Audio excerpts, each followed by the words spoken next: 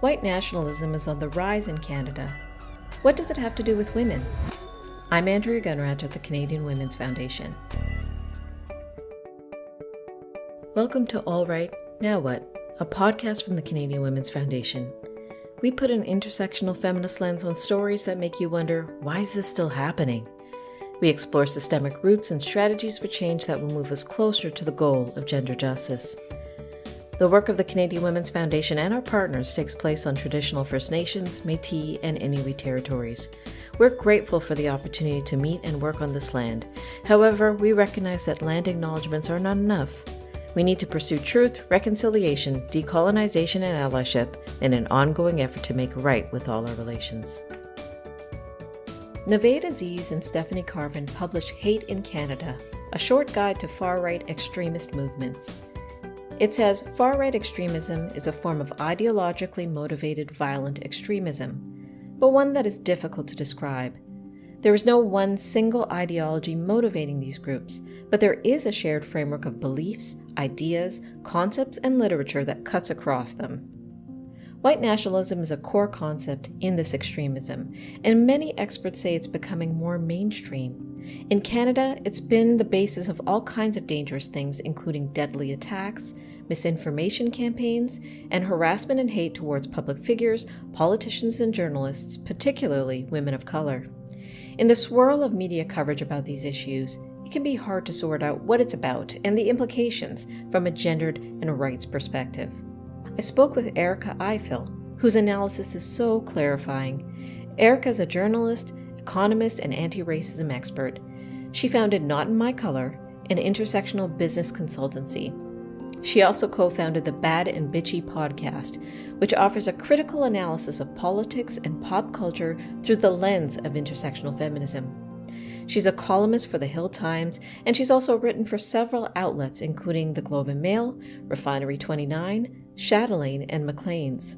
She starts by telling us a bit about her path working in finance and how she found her way to journalism and podcasting. I have a rebellious streak just in general. I just decided that I wanted freedom. I wanted the freedom to say what I wanted to say and to be taken seriously and to be valued, because they didn't value me. They only used me for window dressing when university recruitment came around. There were a few times where they're like, you can't write.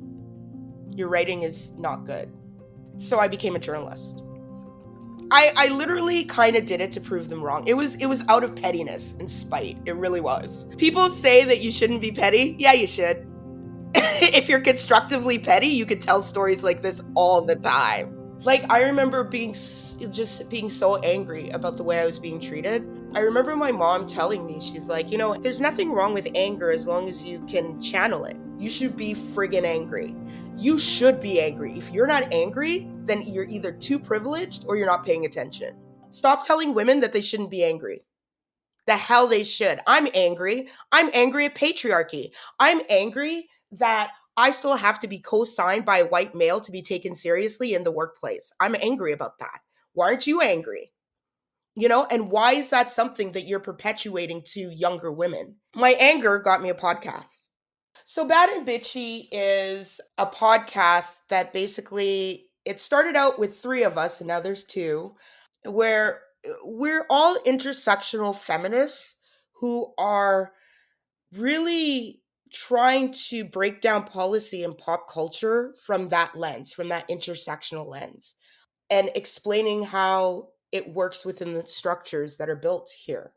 From Bad and Bitchy, we all started writing together. I think 2020 was really the year I started becoming Erica Ifill, the journalist. You've written about the nation-building logic behind white nationalism and the way that women are framed. But what are the roots of white nationalism and far-right extremism we see today? Can you help us do some grounding? This economic violence, quote unquote, that Oxfam International so brilliantly explained. Economic violence is perpetrated when structural policy choices are made for the richest and most powerful people. This causes direct harm to us all and to the poorest people, women and girls, and racialized groups the most. Inequality contributes to the death of at least one person every 4 seconds. In my sort of analytical world, I'm like, oh, this is clear because the pandemic showed all these divisions.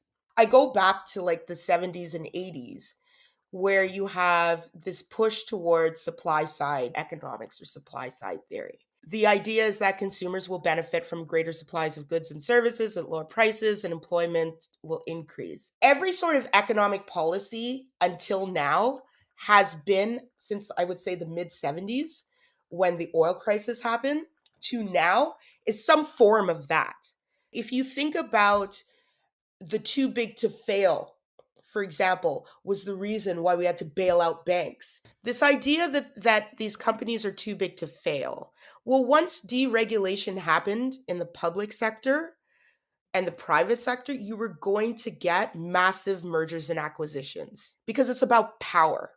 And if you look at economics through the lens of power, which I think sociologists do much better than economists, you can see the economic background for this. The fact that we closed manufacturing and sent it overseas, and we had nothing for people in the middle or people in the working class. What replaced it was service jobs with no benefits and no future. Who gets employed in service jobs? Heavily women. So you have women in precarious work situations that are now competing for these jobs with immigrants or migrants because the immigration system has become so distorted that it's literally there to prop up big business. This tension has been caused by the state and by government and public policies over the years. And so, what this tension does is it pits one group against another. What you're talking about is mostly racialized group against a mostly white group. Remember, that is set up by state policies. It's not set up by the right wing. Those are decisions the state made over time. And you're just seeing it come to a hill. While the state has pulled back on social programs that could then make up the shortfall, what the far right has done is emphasize family based benefits. What the far right wants to do is they want to build a nation. A nation is not a country. A nation is basically a group of people with laws that govern themselves. It doesn't really have to do anything with geography. That's what the sort of hijacking of the Supreme Court of the United States is about. They're building to fundamentally change the trajectory of this society so that white men stay on top and the rest of us are subordinate. That's basically the definition of white supremacy. So now to build this nation, you need women because who's going to have babies? The repeal of Roe v. Wade is really about white women having babies for this nation. White women aren't having babies. Not enough of them. And so that presents a problem. So how do you get white women to buy into this? It's not that hard because if you think about it, life is hard and it's going to be more economically challenging. What you're going to see, sort of like this return to traditional values. Basically, what they're selling white women is, hey, you'll be taken care of by the state because we're going to push through these family-based, which is based on white Christian ideology, by the way, programs and policies.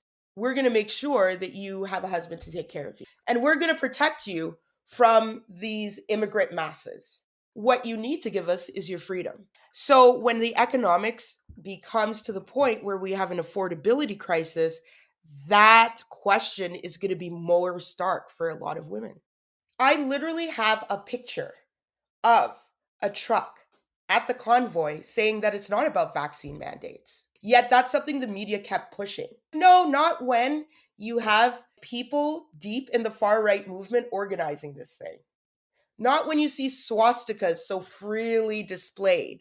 Not when you see far right iconography easily displayed. You're the company you keep. This is just a tenet of living. Birds of a feather flock together. Show me your friends, I'll tell you who you are, kind of thing. But they have their hot tubs and they have their bouncy castles and they have their family fun. And that family fun is used to draw women in. Always remember the term family. If you're a single mother and you're struggling and you're trying to put food on your on the table, and all the government does is cut back on like ODSP, for example, in Ontario, or cut back on benefits, I could see how you would be susceptible. And what has feminism done to bridge that divide? Once neoliberal economic policies came in, feminism got corporate and it stopped caring about the working class. It definitely didn't care about racialized women. It left a lot of women behind. Feminism became a quest for powerful white women to gain more power vis-a-vis powerful white men. It left its working class roots when it came out of the streets and went into the boardroom. What can we do to counter the growth of white nationalism? They have a really good head start. They are organized. They have money. Where are all these left-wing foundations I keep hearing about?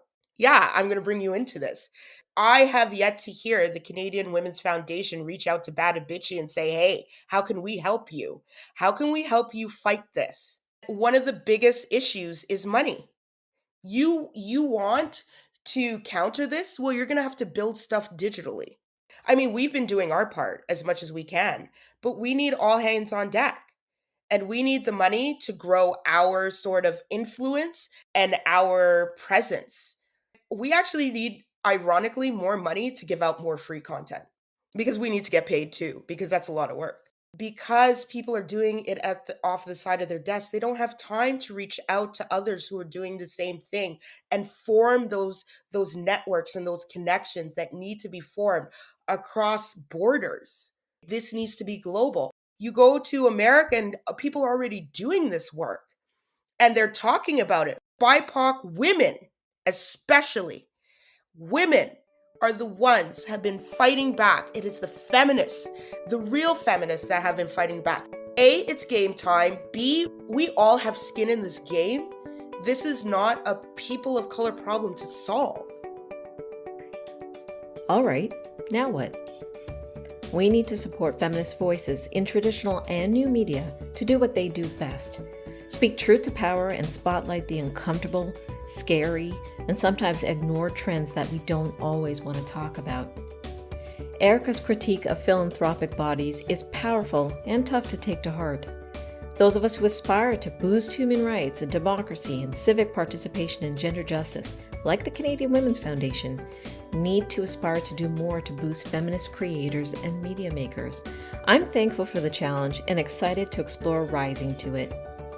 Stay tuned for our next episode, part 2 of this discussion on women and white nationalism. Please listen, subscribe, rate, and review this podcast and share it with others. If you appreciate this content, if you want to get in on the efforts to build a gender-equal Canada, please donate today at canadianwomen.org and consider becoming a monthly donor. And thank you for being tireless in your support for gender justice.